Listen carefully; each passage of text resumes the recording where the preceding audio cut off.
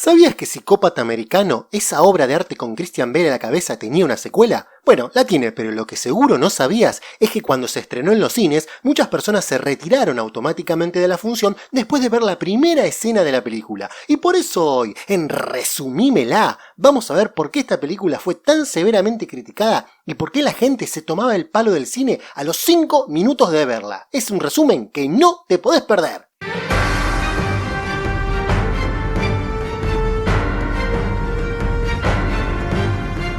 Sabemos que Psicópata Americano es una película de culto. El final era recopado y te permitía dejarlo a libre interpretación. Es por eso lo maravilloso de esta película, y no te quiero spoilear mucho, pero si te gusta este resumen, déjamelo en los comentarios y te hago un resumen de la primera. ¡Por favor!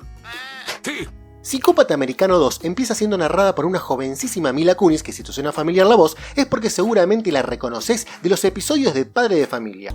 Clara was my babysitter. I was only 12 years old. Naive and somewhat trusting. Un punto interesante arrancar la película con una narradora muy ligada a una comedia negra como lo es Padre de Familia. La cuestión es que la historia nos muestra a una joven Mila atada a una silla siendo testigo de cómo el asesino, Patrick Bateman, está a punto de matar a su niñera. ¿Cómo qué? Acá la cosa arranca muy mal porque cambia radicalmente la forma de asesinar de Patrick en la primera película. Digo, ¿para qué carajo llevaría a una niñera con una niña a su casa para matarla? Esta parte ya empieza a contradecir a la película anterior, pero si pensás que esto no podía ser peor, entonces estás muy equivocado. ¿Eres cruel?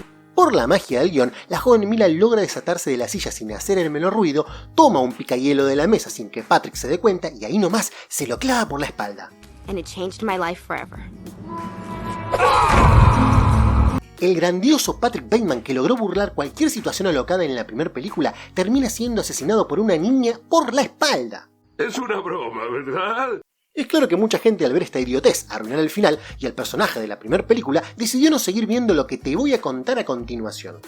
Bueno, nos vamos. Luego de asesinar a Patrick, la niña se retira sin la más mínima emoción del apartamento y una vecina le pregunta: «Che, pendeja, ¿qué pasa dentro del departamento? Pareció que mataban a alguien». «No pasa nada», le dice la pendeja, «métete adentro, vieja chusma». Y ahí nomás, Mila se toma el repalo mencionando que más tarde encontrarían a Patrick asesinado con su última víctima.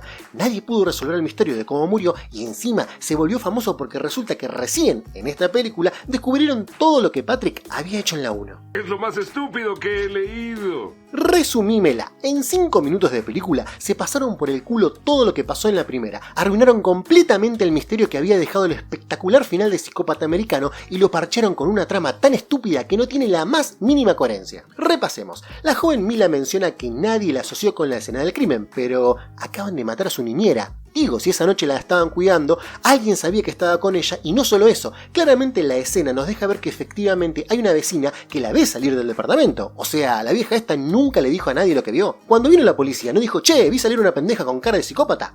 No dijo absolutamente nada. Decidió guardar el secreto para no arruinar el guión, que vamos a ver cómo se va arruinando solito en esta película. ¡Ay, qué interesante! Cuéntamelo todo.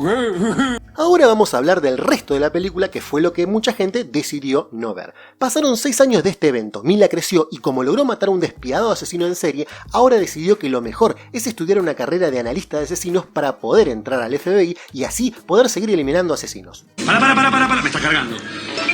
No, me está cargando. Sin comentarios, sigo. La cuestión es que es una alumna de primer año, pero su máximo objetivo es tratar de ingresar como ayudante de un profesor que trabajó en el FBI y que por esas casualidades de la vida, y muy convenientemente para el guión, fue el último en investigar el crimen de Patrick Bateman. Darkman never discusses the Bateman case.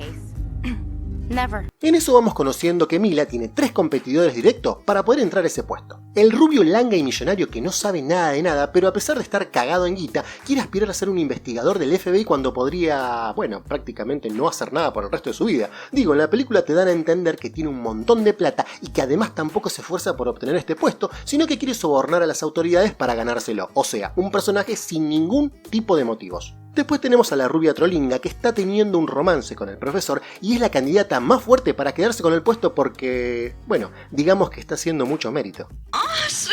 Y por último tenemos al personaje moreno de la película que aporta diversidad y bueno, No más que eso, Mila lo describe como un competidor inferior que no debería traer ningún problema. Lo bueno de todo esto es que vamos 15 minutos de película y el panorama es bastante claro, pero además ya está por llegar la primera muerte. Resulta que Mila va a la oficina que se encarga de anotar a los ayudantes y la secretaria le dice que lamentablemente ella no va a poder anotarse porque es una estudiante de primer año. It says here that you're a freshman. Yeah, so what? Well, we don't usually allow freshmen or sophomores to become TAs.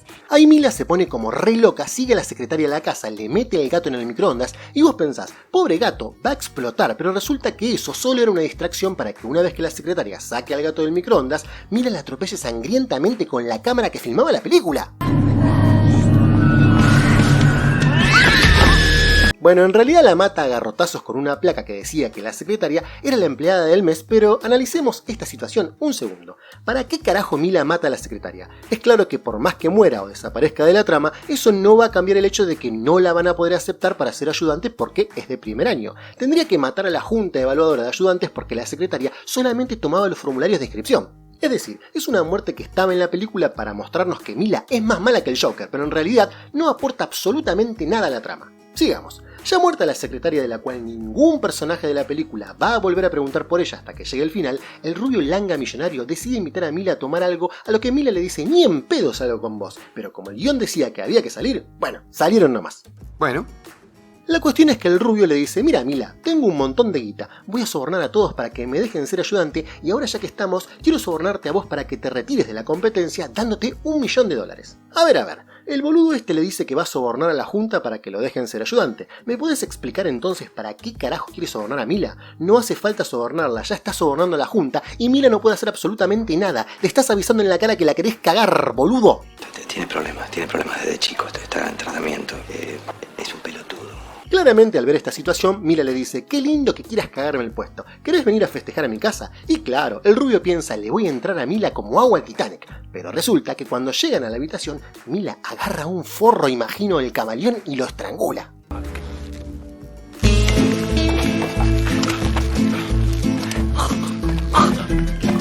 Es más probable que de la manera que lo está estrangulando solo logre dislocarle la mandíbula. No podrían haber filmado la escena estrangulando como se debe estrangular. ¡Qué hijos de puta! Aquí no hacemos esas cosas.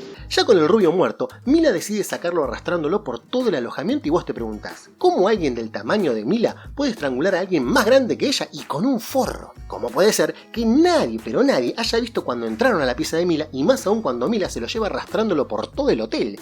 ¿Qué carajos hizo Mila con el cuerpo? Y ahí va la respuesta a todas estas preguntas. Un hechicero lo hizo. Como ni siquiera Mila pudo responder a estas preguntas, decidió que lo mejor era que vaya a ver un psiquiatra. Sí, escúchate bien, a un psiquiatra. No se le ocurrió ir cuando vio que mataban a su niñera, pero mató a 2 personas y pensó, el momento es ahora. Una vez en el psiquiatra, Mila le cuenta que ella está totalmente decidida a ganarse el puesto de ayudante y que está dispuesta a hacer lo que sea y a matar a quien tenga que matar para lograrlo. Y ahí nomás el psiquiatra piensa, esta Mila está re loca, ¿cómo pudo casarse con Ashton Kutcher? Es claro que es una asesina, y ahí nomás decide comunicarse con el profesor investigador de asesinatos de la facultad y le dice, mira, hay una mina que tiene la re pinta de asesina en tu clase, pero como no puedo violar el derecho profesional de médico-paciente, no te voy a decir quién es poniéndote en peligro a vos y a toda la clase. A lo que el profe le dice, oh, pero qué buen amigo eres, gracias por avisar, maldito psiquiatra demente.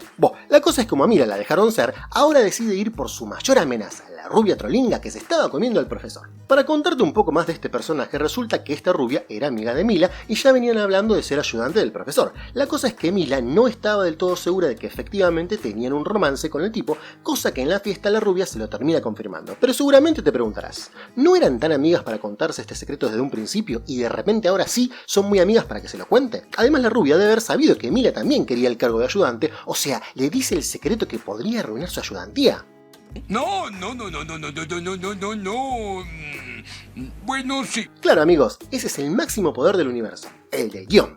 Aprovechando su nueva y reforzada y injustificada amistad, Mila la invita a la habitación de la rubia trolinga para que le cuente sobre el romance, y ahí nomás decide ahorcarla en su propia habitación para que parezca un suicidio. Cassandra, Professor Starkman here. Listen, it's 11:25, and you missed your study session. Call me back to Hasta acá van 3 asesinatos y nadie en la película vuelve a preguntar por estos personajes. ¿Entiendes, verdad? Temo que no. La cosa es que ahora Mila decide eliminar al personaje que nada aportó y que nada iba a aportar al guión. Mine. But a girl's gotta do what a girl's gotta do. todo parece ir bien en la vida de Mila. Hubo 4 muertos, a nadie parece importarle y nada podría mal ir sal. ¡Pero agárrate, Catalina! Acá arranca la vuelta de trama. Resulta que el profe se empieza a preguntar dónde está la rubiecita que se estaba comiendo y decide ir a buscarla a la habitación. Sí, como lo escuchás, el profesor, a la vista de todos, la va a buscar a su habitación como si nada. Eran otras épocas, el acoso no existía. Ponele. La cosa es que entra a la habitación y la encuentra ahorcada y piensa, ¡hija de puta! ¡Me van a meter preso a mí! Y ahí nomás decide borrar los mensajes que le había dejado preguntando por ella y unas fotos que se había sacado y se toma el re palo. ¿Y cuál es el giro de la trama? Bueno, resulta que se pone tan triste de que se le murió el gatito que anula la ayudantía de ese año. ¡Uy! ¡Nos rompieron el orto!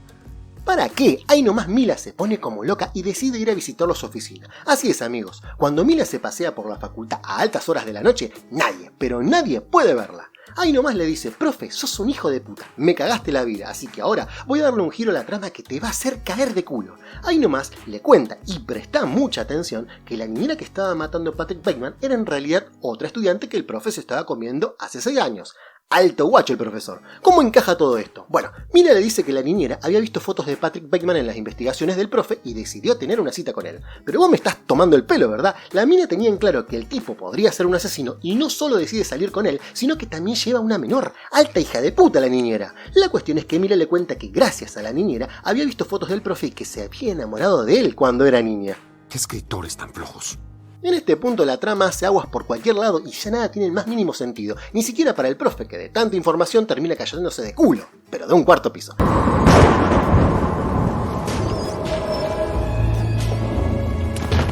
Goodbye, Poppy. La cuestión es que ahora Mila debe tomarse el palo de la universidad porque resulta que el psiquiatra que la estaba atendiendo se da cuenta de que el profe no está y que además hay desaparecidos relacionados con Mila porque, y si esperabas que no haya más giro a la trama, te voy a dar uno más. Resulta que Mila no se llamaba Mila, sino que llevaba el nombre de una estudiante que desapareció hace 6 meses. Sí, así como lo escuchás, resulta que Mila robó la identidad de una estudiante huérfana y sin familiares. La cosa es que sus amigos la reportaron como desaparecida y cuando la policía va a su habitación para ver si estaba, se encontraron con Mila y ahí nomás pensaron que todo había sido una broma. Pero pará, se menciona que los amigos de esta chica la reportaron como desaparecida. Una vez que apareció, nadie más la fue a visitar, nadie la reconoció que no era ella. ¿Quién carajos escribió este guión? Estos son 1000 monos con 1000 máquinas de escribir. Pronto habrán terminado la novela más grande de la historia. La cosa es que Mila tenía a esta chica muerta y desaparecida dentro de una bolsa en su armario, supongo que para que no hiciera olor. Ahí nomás la mete en el auto, la mete con el profesor, se va escapando estúpidamente de la policía, y si no me crees, mira esto.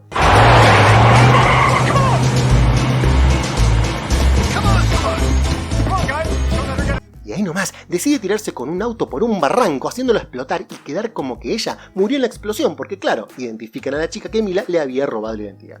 Después de todo esto, el psiquiatra decide escribir un libro narrando las aventuras de Mila, a quien creía sin ningún tipo de fundamentos muerta. Digo, ¿sabían que Mila había robado una identidad de una persona desaparecida, pero la dieron por muerta a pesar de este dato? Una estupidez de magnitudes atómicas, pero más estúpido es que Mila aparezca con una identidad falsa en una de las presentaciones del libro. Digo, no podría haber llamado a la policía, la tenés adelante, idiota, 2 minutos que la investiguen y termina la cosa. De ninguna manera. Y ahí nomás, Mila se toma el palo y cierra la película diciendo: Not the perfect set of murders to realize my dream. If there isn't someone alive who knows about it. Crítica final. Queda más que claro que al ver el éxito de la primera película decidieron exprimir más la naranja, pero lo que salió es una película que ya de inicio arruina a su predecesora, típico error que un cineasta experimentado no realizaría.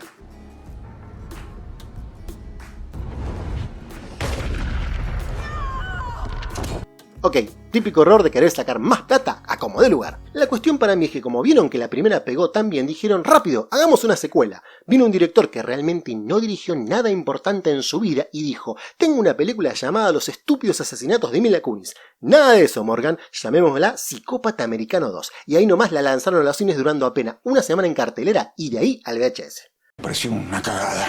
Eso quiero decirte, me pareció una cagada. Puntaje final, claramente le voy a dar un 4. ¿Te parece mucho? Bueno, siendo estrictos, la película es bastante entretenida y te saca alguna que otra sonrisa. Si no la hubiesen planteado como una secuela de Psicópata Americano, quizás hubiese tenido mejor recepción, pero te hace pasar un buen rato. ¿Y vos? ¿Qué opinas? ¿Te gustó o no te gustó esta película? Espero que sí te haya gustado el resumen y si querés que te resuma la primera, déjamelo en los comentarios. Nos vemos en el próximo resumen. ¡Chau, chau!